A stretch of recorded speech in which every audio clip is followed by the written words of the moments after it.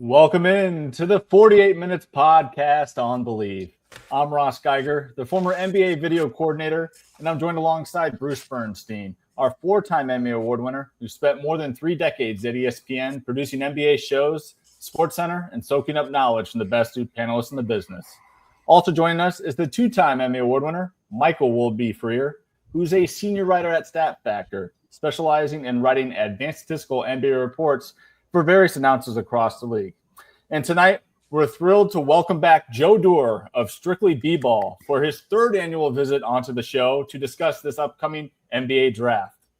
This is episode number 253, and this one goes out to the Knicks Nation as the 53-year title drought is now over, as Worldby and his New York Knicks are once again NBA champions. Congrats, Worldby, and briefly tell us before we get started what the last 48 hours have been like for you. Oh, it's been a thrill a minute. No question about it. It's been one big giant smile. It's, I think I text you guys after the game or the day after or whatever. I said, now I can say I'm old enough to remember when my Mets won a World Series, my Steelers won the Super Bowl, and now I can say I'm old enough to remember when the Knicks won a championship. So it's been a lot of fun. It wasn't just that they won. It's, as we're going to discuss the way they won. It's just a historic achievement, the way they did it. No doubt about it. And let's go ahead and get into that Game 5 recap, as well as, of course, recap just the whole entire 2026 NBA Finals between the Knicks and Spurs. And Bruce, I'd say it's hard to find a more entertaining 5-game series in league history when it comes to the finals, just given how close each of those games were. It was awesome. And I got to start with Jalen Brunson. That dude represents everything we love in a pro athlete. He leaves it all on the floor every night. He's as crafty and gritty as they come. And as we've discussed many times, Mike Brown is a personal friend and, of course, a friend of this show. I can't ever remember being happier for a member of the basketball family as I am for Mike. I had texted him right after the game, and I received a really warm response the next afternoon. He was always a Hall of Fame human being, and now he may well be a Hall of Fame coach, too. So it's hard to believe the Knicks tried to hire 4 or 5 other coaches before hiring Mike, but I guess things really do happen for a reason. Yeah, and Joe, I'd love to get your thoughts on the Knicks title here. Of course, for those that may not remember, Joe Doerrer is a huge Minnesota Timberwolves fan, also a huge Karl-Anthony Towns fan. So what was your reaction to how everything played out this season? And I'm sure you're thrilled for Cat. Yeah, that was kind of the Knicks became my favorite team of the playoffs after the Wolves were eliminated just because of Cat, like you said. Huge fan of him. And yeah, I think it was just great to see him be a part of a championship team, especially after some of the criticism he's gotten throughout his career. So I think it was really awesome to see it as a Timberwolves fan. But really, my reaction to the whole thing was just, it was incredible. It felt like a team of destiny the whole time. I can't remember another time where there's been a team that was good during the regular season, but not great and had some struggles. And then, they were 16-3 in the postseason, and that's just one of the most dominant runs we've ever seen. So it just kind of, honestly, it kind of just felt magical like the entire time. Yeah, it really did. And I'll be the first to admit on this show, I had the Spurs in 6 games. Even after they fell behind 2-0, like there was no doubt they were going to end up winning the series. And of course, they got Game 3. But Worldby, you stuck to your guns, stood by your team's side throughout this, and didn't seem panicked at all throughout this. And I'm curious. Do you think a lot of that had to do with just this group's experience together, or what did you finally see out there that felt like they were going to just overcome? All the naysayers that they couldn't get it done and, finish this one out and continue dominance in the finals. Well, the first thing, in full disclosure, let's be honest here. They caught some breaks. They didn't have to play the Pistons. They didn't have to play the Celtics. The 2 teams that, the Pistons really took care of them during the regular season.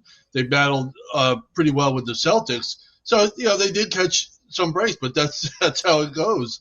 I'll say this. It was a veteran group. You talk about the biggest difference in this series. For me, it was a group of guys who've been there through the battles, through conference finals last season.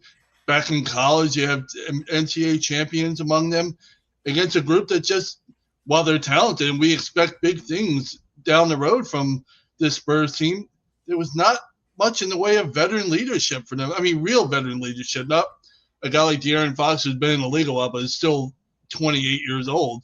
They have Harrison Barnes, but he didn't see the court much during the playoffs. So it really wasn't the guy. A couple of years ago, they had Chris Paul to try and get Wemby as, some leadership, traits or whatever you want to call it to start. And then they could have used somebody like that in that role.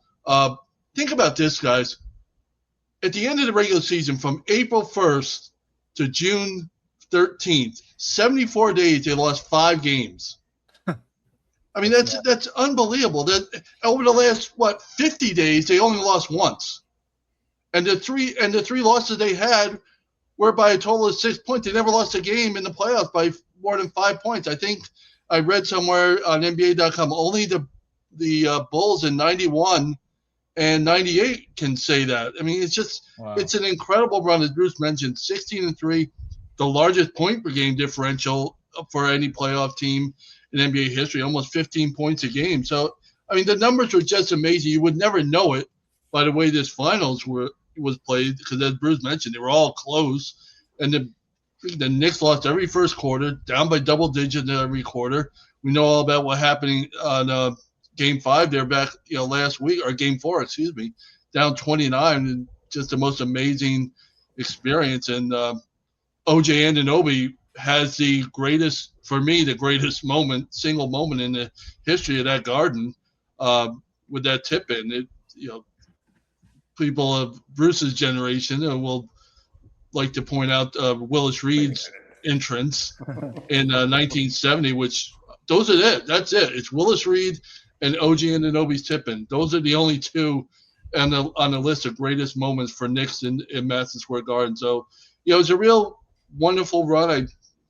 I picked the Knicks at the beginning of our season, to go to the finals, but I had them playing Denver, and I had Denver winning. So, I don't mind being wrong. You got to give Leon Rose all the credit in the world for the way he put this team together. I mean, nobody in the rotation was drafted by the team, but he remade what he inherited into a championship team. Joe talked about how he traded, Julius Randle to get Cat from Minnesota. Okay. He signs Mikal Bridges, which was a very ballsy move considering how much he had to give up to get him. And again, the Anunoby deal basically was the cherry on top for this team. So all love to Leon Rose. I would say let's give Leon his flowers, but maybe we'll just give Leon his roses.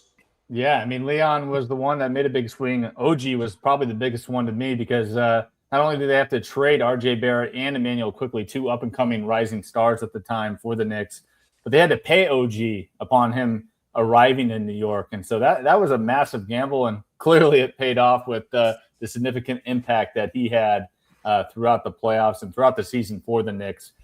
Joe, since your bread and butter with Strictly B-Ball is, watching the prep players through high school into college and then entering the pros, I mean, do you think in our lifetime we'll see another story like Jalen Brunson? I mean, I know there's obviously a shot, but what he's been able to accomplish from winning a state title in high school, going to Villanova, having his legacy there, and being a second-round pick, I mean, do you think we'll see another guy quite like this?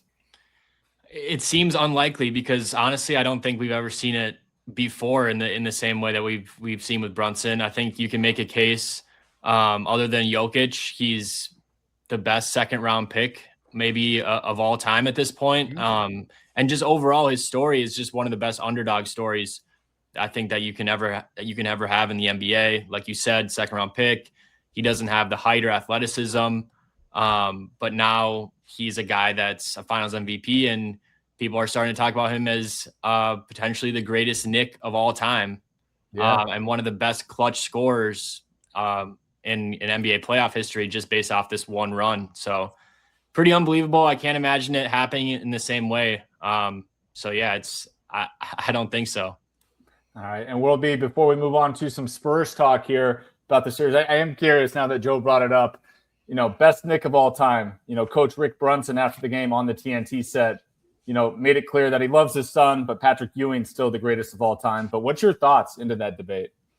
Well, he's absolutely in the discussion from this point on. Whether you want to go with Patrick Ewing, whether you want to go with somebody like Walt Frazier, guys, Walt has 2 titles. Jalen Brunson is in the mix there. A lot of people, will point out a guy like Carmelo Anthony, or for me, it'd be somebody like Bernard King that's in this. But the discussion really is Patrick Ewing, Jalen Brunson, and Walt Frazier. I mean, that's really it. If you're going to have an honest debate about greatest Knick of all time. And by the way, before we get to the Spurs, with the big debate is always about which player is going to have their number retired next by the Knicks after it's been, Patrick Ewing. For me, I think I text you guys. I think the next number retired by the Knicks should be De'Aaron Fox. All right. Ouch. That's good. Nicely played there. You set that one up right. I was like waiting to see who you were going to say, and you caught me by surprise. Could have done it without him. Yeah. Well, let's go ahead and move on to some Spurs talk. Will B, thanks for setting that one up. Bruce, we were talking during the OKC Spurs series about Wemby. Of course, I thought you laid it out perfectly in saying, LeBron James isn't handing the face of the league to Wemby. He's flat out taking it from what we saw, throughout the course of the first couple rounds in the Western Conference Finals from Wemby. But now I got to ask, after what we just saw in 5 games in the finals, did Wemby's image take a significant hit? I mean, between the dirty plays, delusional post-game comments on a couple of different occasions, and the simple fact that in fourth quarters of the NBA Finals, he averaged 7.8 points per game on 34% shooting, shot 25% from downtown in the fourth, 72% from the line, and was a minus 20 in the plus-minus department. What's your thoughts on that? Well, the moment, I believe, was just too big for Wemby and too big for the Spurs. I mean, they kind of came down to earth as a young team that didn't know how to handle the heat that the Knicks were bringing in this series. And look, I got a laundry list of Wemby's transgressions, so to speak. The turnover in game 2 was a killer when he threw it into Castle's back. The missed free throws late in game 4, another killer. The Wemby play where he shoved Brunson to the floor in game 3 should have been a flagrant one, but didn't even get a whistle on that play. The step-in foul against Brunson in game 5 that was not called a flagrant should have resulted in a possible suspension for game 6 had the series been extended. Wemby definitely benefited from the treatment by the refs, and there are now a lot of fans, as you said, Ross, that look at him as a very dirty player. He's got a little soul-searching to do, and I think when he started clowning the Knicks by pointing to his head like, hey, I'm in your head, I think the opposite turned out to be true. Yeah. Joe, what's your thoughts? I mean, obviously watching the series, seeing what a successful year Wemby had all this – the NBA world just marveled by his talent, his skills, and what he was able to do there out on the floor, and then kind of feel like it just went a little bit sour in the finals. Yeah, honestly, I think a little bit of what makes Wemby great to begin with might have come back to bite him a little bit. That's kind of my take on it, and that's kind of his obsession. And I think it kind of turned into that kind of obsession turned into a little bit of too emotional of play out there. I mean, that's I think where we saw the frustration with the physicality, even going back to the Timberwolves series when he elbowed Naz Reid. Yes. And that, I mean, he really just lost his cool. And I think that happened multiple more times as Bruce pointed out. And I think what we've seen with Wemby is that he's figured out a lot of things that he struggled with early in his career. And I think the next step for him will be the mental side of things, and keeping an even keel and working on not being too emotional in some of these moments. And I think the physicality is another thing that I think that really got to him, as he kind of, I think if you look at his stats, first quarter, second quarter, third quarter, fourth, it goes down in all of those games. So he really just wore down in a lot of games. And I think that was because of the physicality as well. Yep. World B, your thoughts on Wemby? I agree with Bruce. I agree with Joe as far as how he's perceived and how it went down for him in the series. Obviously, the frustration over the physicality that he was experiencing from the Knicks, you could see it getting to him. The shove by Brunson was clearly a sign of that. He was just frustrated over really. If you think that Brunson was holding his jersey It wasn't just a jersey hold that brought on the shove to the back of it. It was everything else that led up. That was just one more thing. I do think this is going to be a spot on part of his career resume that will not be erased. But I look at it like LeBron James when he made the quote unquote the decision, and he got heavily criticized for it. It defined him for a little bit, but it doesn't define him ultimately. It doesn't have to be the opening chapter in your career resume, but it is going to be there. And until he can get to this spot again, show the composure, and put up, carry a team the way Jalen Brunson did, for example, maybe not in that scoring fashion, but all the things we saw in the first half, the first three quarters, we needed to see in the fourth quarter to help his team come away with the victory. It doesn't have to define him, but it is going to be a part of it now for going forward for the rest of his career. But LeBron James's decision is there too in part of his career book. It's just not in the first chapter. It's way back because of all he's accomplished. Wemby has that opportunity now, fortunately for him.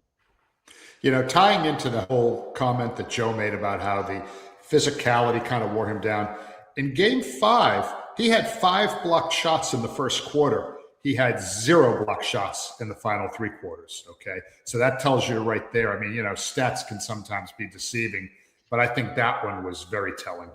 Yeah, great point, Bruce. And speaking of taking a hit, we're going to circle back here on World D's favorite guy, De'Aaron Fox, real quick, because I got to know Fox's value and possible role in San Antonio moving forward. What is it? I feel like it's kind of up in the air right now because, Bruce, I got to ask, is it already time to hand the keys over to Dylan Harper and try to move on from Fox? That Harper-Castle backcourt is lethal. Harper's an absolute beast, man.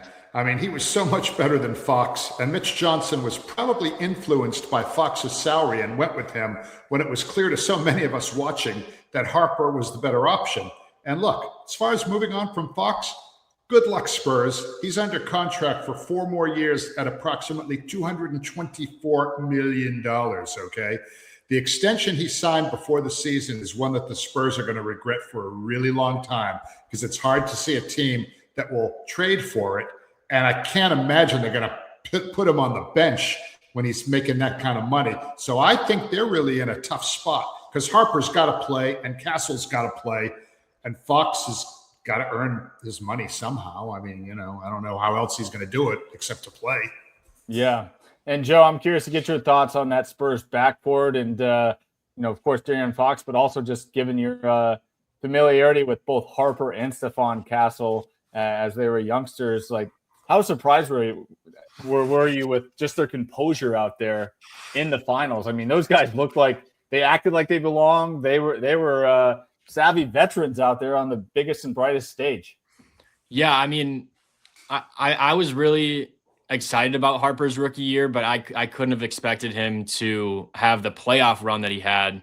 I mean, he wasn't even top 3 in the rookie of the year race regular season. Obviously, that's because of role, but he had just an incredible all four rounds. He was great. And yeah, I mean, we're talking about Fox and talking about next season.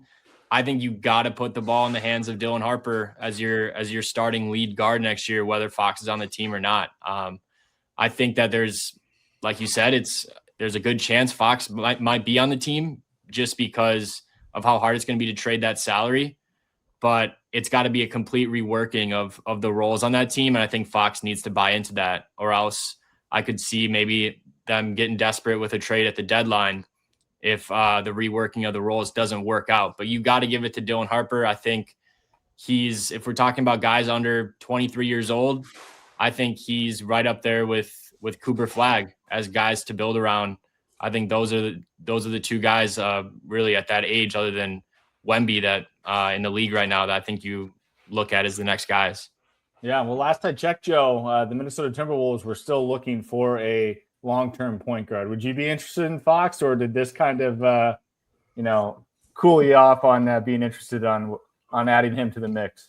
I would not be interested at that salary number. Yeah. Fox is a guy that actually a lot of people brought up in Timberwolves land as when Julius Randle in year 1 was not working very well. And again, Julius Randle trade discussions will be happening this offseason, I think, but I don't think De'Aaron Fox is the guy we need. All right, Will B, want to chime in on this one? Curious to get your thoughts on your guy Fox. Well, first of all, we were all really surprised. We can't help but be surprised at this performance because I can't imagine anybody who didn't applaud when he got traded to the Spurs in the first place from Sacramento. That was a missing link, we thought, as far as them going forward. It's just his performance was just horrendous. And for Knicks fans, it really brought back some painful memories of watching John Starks in Game 7 of the 94 NBA Finals when he was about 3 for $1 billion from the floor, and Pat Riley stayed with him, and it really was detrimental for that team trying to win a title that year and that game. So that brought back a lot of memories of that. But as Bruce mentioned, they're stuck with him at least next year, because it's $49 million kicks in. The extension kicks in next year, I believe, at $49 million, and it only goes up 54, 58, and then 62 in the final year. But after maybe the second year, maybe you can find somebody to take. Here's the thing too. None of us can honestly expect to see that kind of De'Aaron Fox during the regular season going forward. Because if we do, Mitch Johnson has no choice. He's got to sit at the end of the bench. You can't have that production on a team that's trying to win a title. You think he's going to get better. You think he's going to grow from that. But then the salary kicks in, and you just don't know. It's the only real bad part, salary-wise, that the Spurs have to deal with right now. They're really set up for a long haul with those young players and the contracts that they have. They're not going to have any problems giving Wemby the Supermax extension when it comes up. They're going to give Castle the money when it comes up. They're in good position. That De'Aaron Fox contract, they're going to have to really do some serious work to try and get out from under that. And it's only going to matter. It's only going to happen if De'Aaron Fox comes back strong in that next season. Yeah, maybe they can have somebody plant a gun in his gym bag and then discover it in the locker room and say, we're releasing him for cause. I will say this. The old Knicks would have jumped at the chance to get De'Aaron Fox off. The old Knicks regime would have jumped at. He'd be perfect Knicks candidate to be traded there with that contract and his baggage. But even as a reward for him, they probably would consider it now. But no, Leon Rose is not going to pull that one off. So he's really in a tough spot, De'Aaron Fox. Now, last question on the finals before we talk draft with Joe. We can keep this one quick, but I'm just curious, how much should Mitch Johnson's coaching be blamed for San Antonio's struggles in these second halves of games? I mean, every game was close. They fumbled it down the stretch pretty much every game of the series. Bruce, curious to get your thoughts. I know Coach Johnson is a rookie head coach, but in a big spot. But you think any type of veteran coach would have done a better job? Yeah, I mean, look, it was an awful coaching job by this young coach. The moment was too big for him, just as it was too big for the team. It reminded me of the Celtics in a lot of ways. You make a bunch of threes, you build up a big lead. Then when you just need to kind of work the Knicks defense, make them put a little energy on the defensive end, tire them out a little bit, make some twos, maybe go to the free throw line. But they kept firing up these threes, frequently early in the shot clock, I might add. And when they weren't falling, he did not get his team to properly reorient what they were doing. He just let things snowball in the wrong direction. And as for your question, yes, he needed a veteran former head coach on his staff to get in his ear and help him navigate the rough waters that he found the team in. And now with Sean Sweeney leaving for the Orlando job, I totally expect the Spurs to bring in a former head coach to join the staff. I'm not saying it's going to be this guy, but a Nate McMillan type of a head coach, a steady guy who's been there and done that can kind of help keep Mitch centered when he needs to be centered, because he lost control of this thing big time. Yeah, Joe, any thoughts on that? Even just, and we talked about Harrison Barnes not getting much run in the finals. Were you surprised at all with any of Coach Johnson's decision making or lack of changes with some of the rotation? Honestly, I don't think the rotation necessarily. I think the biggest thing with the rotation that could have been changed was getting Dylan Harper more touches down the stretch of multiple games. him sitting out the last 4 or 5 minutes of a couple of the games early in the series was frustrating. But I also think that Mitch kind of just thought maybe we'd see De'Aaron Fox turn it around. I mean, he was a former clutch player of the year. Yeah. I wouldn't like, that was kind of their thing during the regular season, and the beginning of the playoffs was down the stretch. It was the 2-man game between Fox and Wemby. But they just kind of lost that. And, but other than the rotations, I think taking Harrison Barnes out of the starting lineup was actually a good call. I think, their starting lineup throughout the postseason was really strong, and it just comes down to the lack of experience, like Bruce was talking about, just kind of as a team. Yeah. What will be your thoughts? Curious to get yours, because being a Magic fan too, you get Sean Sweeney. Any concerns that he wasn't able to help turn the tides of some of the coaching decisions, or you're not going to have him take the fall for that? I'm not going to have him take the fall for that as a Magic fan before I even see him put a team on the court there. But clearly Mike Brown outcoached him in there. He came up with a great plan in that comeback in Game 4, trying to set. They were begging Wemby to guard Jalen Brunson, and they kept setting up their offense geared towards making sure that Wemby was guarding Brunson out one-on-one, because they really liked that matchup for Brunson. I heard all the comments about he should have called timeout here, he should have called timeout there. Well, you only have so many, and that run was so ridiculous. There's only so many you have to call. He did, a couple of things, not challenging the out of bounds on the baseline at the end of Game 4 when Castle, they called him stepping out when replay show he clearly didn't. They still had a challenge left. They didn't use it on that situation. That could have been a real difference maker, but it was a learning experience for him as it was for the team. Once again, not having a veteran leader on the court at that moment was a problem for Mitch and the Spurs. I agree with Bruce 100%. The number of threes that they took early in the shot clock was amazingly poor decision. It was just poor decisions left and right. At some point, I don't know what Mitch Johnson said in the timeouts, but at some point, one of the teams was stop. Let's run. You don't have to run everything down to 5 seconds, but you can't do it with 13 on the clock, with 12 on the clock, when you see the momentum starting to swing New York's way with the kind of team that New York had. Mm-hmm. New York had the best fourth quarter team in the league during the regular season. They were the best fourth quarter team in the playoffs. They were 6-2 in the playoffs when they were down double digits. So you knew they had a run in them. You don't help them out. So it was a learning experience for Mitch Johnson, a learning experience for the Spurs. And honestly, we don't foresee this as being their only stop in the finals here in the next 10 years with the lineup that they have. No, not at all. All right, let's go ahead and talk this year's NBA draft, Joe. 2026 NBA draft. This year's draft has been viewed as one of the strongest potentially for a couple of years now. But it turns out the 2025 draft was a banner year for rookies. We had Cooper Flagg, Con Knipple, Dylan Harper, as we just talked about, VJ Edgecombe, just to name a few. So which of these two drafts do you think will be viewed as the best years from now? I think looking at that top 4 from last year, I'm going to guess that top 4 is actually better than the 2026 top 4, even though 2026 is looking really strong. But I think just with what that 2025 class has proven already with Dylan and Cooper, I think as potential, I think both Dylan and Cooper could be first team All-NBA guys. For sure Cooper, and I think Dylan as well after these playoffs, and Con just looked incredible, and VJ as well.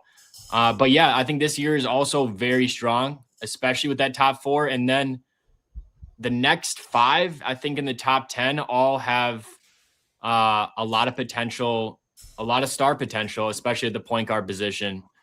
So I know we'll talk a little bit about the point guards in this class, but yeah, it's 2 back-to-back drafts that are really strong, which is good because I think the next 2 years after this one will be a little bit weaker. Joe, my fellow native of Brockton, Massachusetts, AJ Dybantsa, has been under a microscope since he made the decision to attend BYU. He more than lived up to expectations, in his freshman year, leading the NCAA in scoring. So is he clearly the top prospect in this draft? I love AJ as a prospect. We've been watching him since he was in 9th grade. That was the first time that we watched him play, and the shot making is unbelievable. The athleticism, the strides that he has. I mean, he's a blur in transition. He can really do it all. I personally don't think he's the clear-cut number one player, though. I really think that Cam Boozer has a case to be the number one prospect in the class. I've watched Cam a lot as well. Those two, I wouldn't be surprised if either of them ends up being the best player. I think AJ has the best chance to be the number one player on a championship team, though. I would definitely give him that out of all the guys in this class as a guy that you can put the ball in his hands. He can make plays for others, and he can create shots unassisted. And that's the type of guy that, I mean, we see it with Brunson. Like, can you give the ball to him at the end of games? I think AJ is the best case as a prospect when it comes to that stuff. Hey, Joe, is there a current NBA player that AJ reminds you of? I don't think there's a perfect comparison for AJ. He does a lot of the same things that make a player like Paul George really interesting, just with the height and the ability to create for himself and create for others. But Paul George, I think, is a better three-point shooter, a little smoother. AJ's a little more herky-jerky when it comes to getting his shots. He relies a lot on the mid-range right now, which I think can be an advantage, but also something to watch for him when it comes to him reaching his potential. The three-point shot is going to be a swing skill for him. So I've seen some people say he's right now kind of plays like a much taller DeMar DeRozan in the way he scores. He can get inside, he can score in the mid-range, but he's such a unique athlete. I love just, like I said, his strides. That's the thing that just pops to me the most, is just like these hop steps and these like pivots and strides that he's able to do at 6'9", 6'10" is just super unique. Now let's go ahead and talk about another top talent in Darryn Peterson. And let's talk about his health, specifically with the cramping that he had throughout the season at Kansas. That was an issue during his whole freshman year. And I'm curious how much of his health is really a concern for teams. Are these concerns legit, and has the situation been blown out of proportion? What's your thoughts on kind of his draft stock and this whole health scare? I think teams definitely have concerns. I think they will probably do just extensive due diligence with Darryn, just with how all the storylines of this season. But I do think that the narrative around Darryn kind of got off track this season when it came to a lot of people saying that he doesn't love basketball, that like kind of work ethic thing. From what I've heard from a lot of people who have known Darryn for a long, long time, the work ethic will not be a concern. The guy is just obsessed with basketball. He actually was one of the first things I heard about him when he was in high school, was just the work ethic. So, but the health thing specifically, I think it just can't be understated just how much a specific cramping, full body cramping event that happened with the early in the season kind of gave him PTSD the rest of the year. And when he was struggling with minor cramps, I think he kind of started to think about, because there was that time early in the season where after a workout, he had a full body cramp and thought he was going to have to, like, he had to go to the hospital and all of these things. So I think it's just going to be about teams really figuring out what was the deal throughout the season. But I really do believe he's got the work ethic and everything he needs to be great. Joe, I want to circle back on Cameron Boozer, who you referenced a few moments ago when talking about Dybantsa. He's been praised for having the most NBA-ready body among the top prospects, but there have been questions about his offensive game when he moves further away from the basket. Now, are those concerns legitimate? And you mentioned him as being perhaps maybe even as good, if not better, than Dybantsa. But how high of a ceiling does he have in the league? Is it different than Dybantsa? I mean, can you kind of compare and contrast his ceiling versus AJ's? Yeah, I think that there's kind of a false ceiling that people are putting on Cam Boozer. I really think that he has a really, really high ceiling. And for me, when I look at his offensive game, there is a lot more that he can do than just kind of the post work stuff that I think people kind of assign to him as a player, especially late in the season. They kind of thought that he's just a back to the basket guy, but really, I mean, he can do so much more than that offensively. He did it all year at Duke. And the biggest thing for me that I love about his game is the passing. He is such a great passer that you can use as a hub of your offense. He did it all the way throughout high school. And yeah, you can give the ball to him at the top of the key. He can be a 40% 3-point shooter. He can drive, and he can make passes for other players. And one thing I actually think about Boozer that it's interesting from us watching him in high school compared to in college, he was much, much heavier in his freshman year at Duke than he was in high school. And I think that he might want to find a balance between his high school weight and his college weight. And I think that could potentially make him a little quicker like he was in high school. And that's where some of the bully ball back to the basket stuff might not be his go-to bread and butter when it comes to the NBA. Now, Joe, kind of amazingly that UNC hasn't had a top 5 pick in 20 years since 2005 when it was Marvin Williams and Raymond Felton went in the top 5. But it looks like they're going to break that drought with Caleb Wilson. I'm just curious, what do you see as his best attribute? And is there what player, doing the player comparison thing, what kind of player does he remind you of? Wilson, I think his best trait, just watching him, is really the motor and the athleticism and all the different things that he can do with those two gifts that he has. And motor is definitely is a skill. It's a gift that not everyone has. He has it. And that means the rebounding, second chance points, defensive playmaking. I think all of that stuff really pops with Caleb Wilson.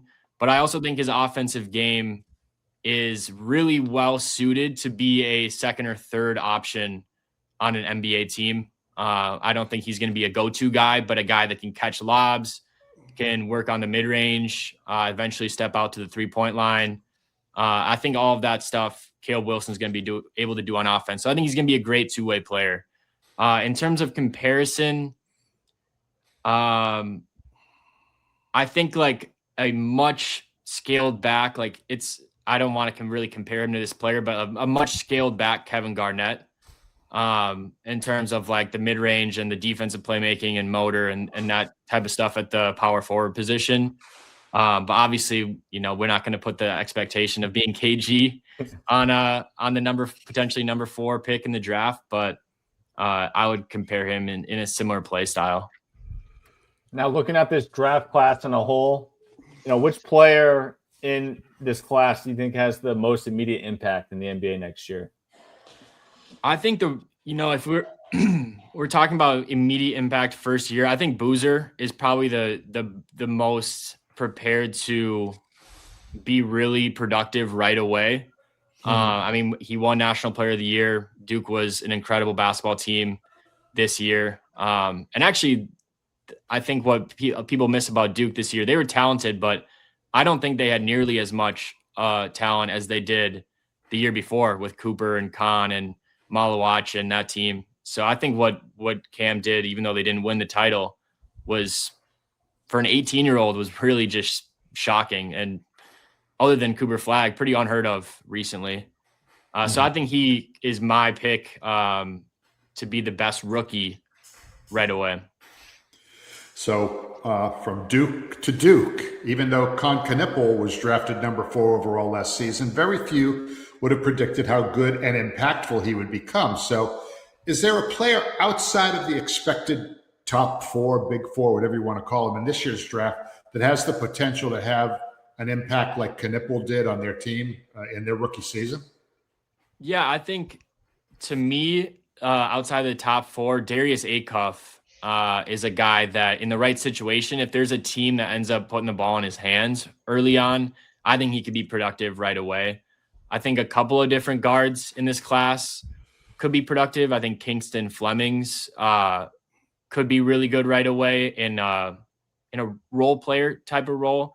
But Acuff is a guy that I think could be really productive as a primary ball handler right away, with his shooting, just his kind of dog mentality, his motor as well. There is concerns about his defense, but I think offensively, playmaking as well, I think he's going to be good right away. Now, Joe, you mentioned earlier in this discussion about the point guard position. It's kind of been viewed overall as the best of the positions, the deepest or whatever, the strongest, I should say. Is that how you see it? It is. Yeah. I think the point guard position is probably my favorite storyline. One of my favorite storylines of the draft when we look back a year later, just seeing who really shot up and who didn't pan out the way we thought. The way I'm kind of framing it is I believe there's 7 different point guards when I was looking at it that I think have a chance to be eventually the best point guard to come out of this class. Wow. With I'll try to remember everyone, but I was thinking that Acuff, Michael Brown from Louisville, Kingston Flemings, and then a couple of the lower guys. I think Bennett Sturts from Iowa, and Abuka Okori from Stanford, and then LeBaron Philon from Alabama. There's so many different guys that all have different qualities that I think make them potential star players, all of those guys that I named. And even comparing a guy like Acuff to a guy like Sturts or Okori, who's going to go the later half of the first round, I don't think there's a ton that separates them as prospects. So I think that looking back, seeing which one of these point guards really hits is going to be really fun to see. Now, watching the NBA draft for NBA fans, they're watching to see what guys are coming off that board. Which position appears to be the weakest in terms of prospects? I think there's a little bit of everything in this class, but I think centers, there isn't kind of a sure thing center prospect this year. I think Adai Mara is a player that has star potential at the center position that might go between 6 and 12. But I think centers, it's a little bit weaker if you're a team looking for a surefire center prospect. Mitch Johnson from Michigan is a guy that's kind of he played the power forward position this year for Michigan. I think he's certainly going to be a good NBA player, but maybe more at the power forward, but I think maybe smaller ball center as well. But there's a couple of different centers I like. Maybe still the weakest position, though. Joe, some of the mock drafts have the top 10 selections all being freshman prospects. Who do you think is the best non-freshman prospect that will go fairly high? To me, it's all 3 Michigan front court players. I think all 3 of them, there's a reason they won the national title. And I think those are the guys that I'm looking at as non-freshmen that could be really good. I mentioned Adai Mara. He's a junior that when he was coming over from Europe to play at UCLA, some people had him as the number 1 pick in the draft a couple of years ago. And he just did not pan out right away at UCLA. Some people accredited it to coaching. Some people said he just kind of wasn't ready to play college basketball, but just the advancements he's made to the point now where I think some people have him as high as 4 or 5 on their big boards. And then Yaxel Lendeborg, who's an older player, but was a contender to be National Player of the Year at Michigan, as well as Mitch Johnson. Like I said, those are the 3 that I think all will be longtime NBA players. Joe, last year's draft, we had some prospects who were regarded as really good shooters. Trey Johnson out of Texas, and obviously Con Knippel there. Who's the best shooter, in your opinion, in this year's draft? That's a good question. I think that to me, I really like Bennett Sturts from Iowa. I think he's a guy that can shoot 40% from three and also has a lot of on-ball creation stuff. So I think off the dribble, if we're considering off the dribble, spot up, all of those things combined, I think he's the most prolific shooter in this first round. And Joe, one last question that came to mind for me here tonight with the NIL money going around. We have a first round and a second round on different nights here in the draft. I'm curious. I've seen online, and I kind of agree with it, and I wanted to get your thoughts. Is the second round of the NBA draft almost like the third round these days, since a lot of guys go back to school because they can make more money if they're not going to be one of these top picks? Do you kind of look at it that way now? Yeah, I think that's one way to frame it for sure. I think it's, a lot of people are talking about how this is one of the best draft classes in a long time, but really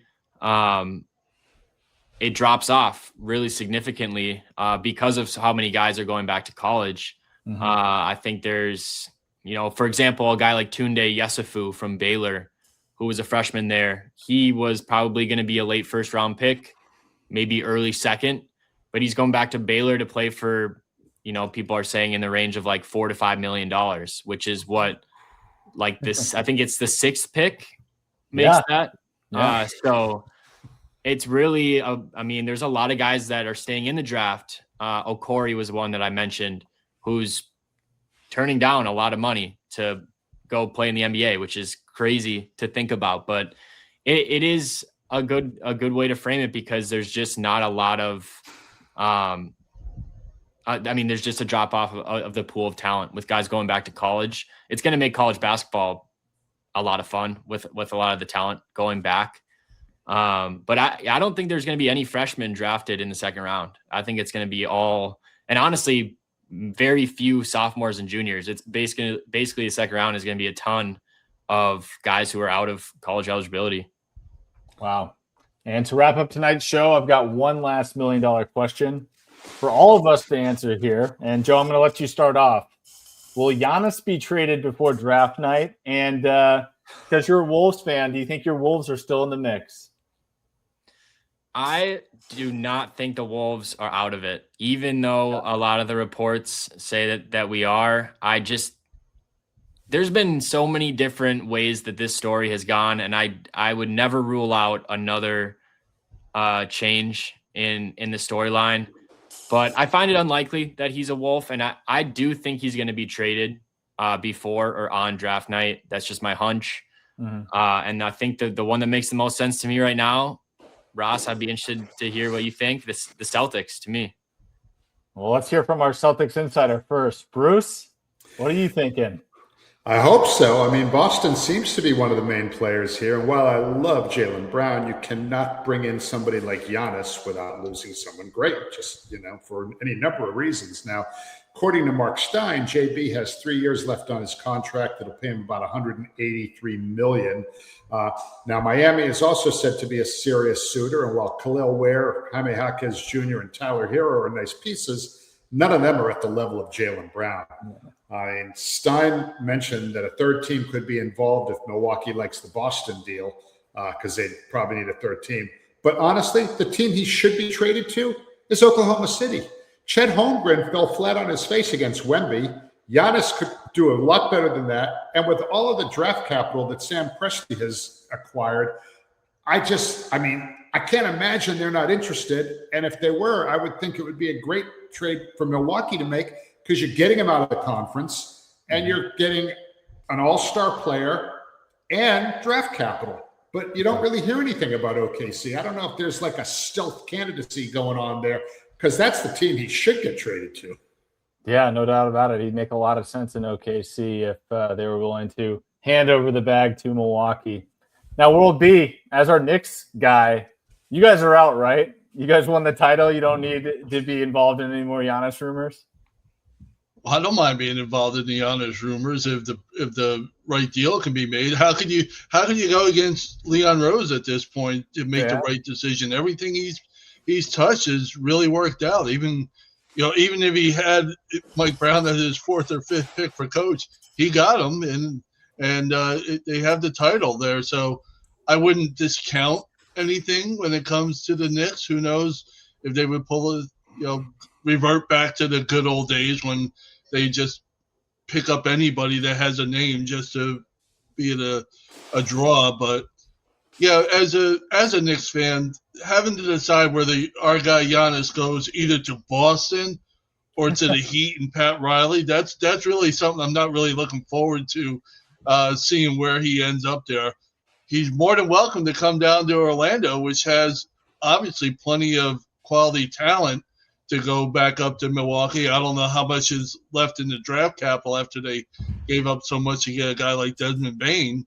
But he could certainly fit in well down here. They're not going to be good shooters anytime soon, so they don't need his perimeter shooting to come down here in Orlando. He'd fit right in.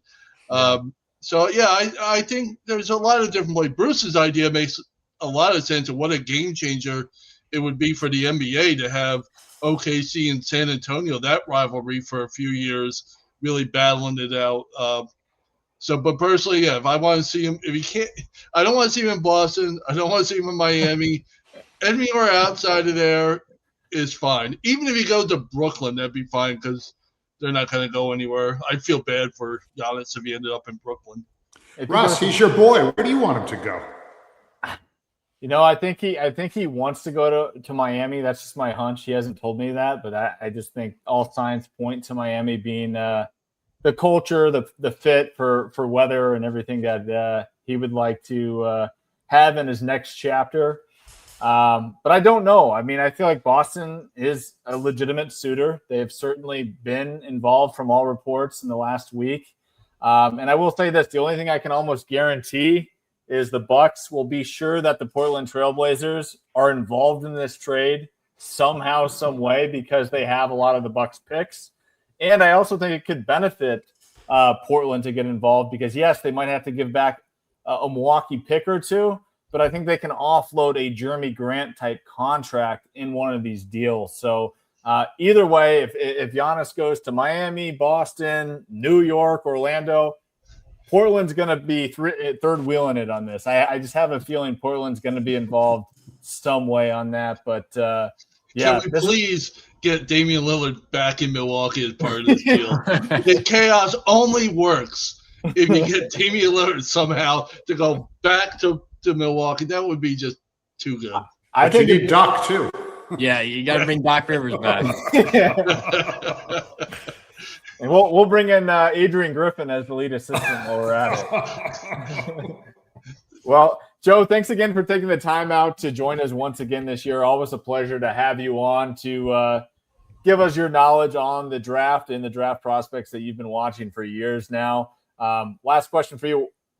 What's your draft night looking like? You going to be at the draft this year? And where can our listeners follow your content? Yes, we will be at the draft this year. We're going to be doing some content with players and similar to what we did last year, which was basically we set up in like a weight room in the Barclays Center. And when players are doing their media rounds after they get drafted, we get like a minute with some of the guys, and we just kind of do some content, some fun content for social media. So that'll be really fun. Just seeing their reactions, like honestly, less than 30 minutes after they hear their name called is pretty cool, especially when it's guys that we've watched since they were 15, 16 years old. So super excited to be there. It's my favorite NBA event of the entire season. But yeah, I appreciate you guys having me on. I always love talking drafts. We'll be doing this every year. So yeah, appreciate you guys. And how can our followers listen to your stuff or follow your content? StrictlyBbal, at StrictlyBbal on Instagram, YouTube, TikTok, pretty much everywhere at StrictlyBbal. Awesome. And good luck on draft night, Joe. Thanks again. And with that will do it for this edition of the 48 Minutes Podcast on Believe. Thanks for tuning in, and we'll be back with you next week to be sure you're up to date in 48 on all things around the association. Take care, everybody.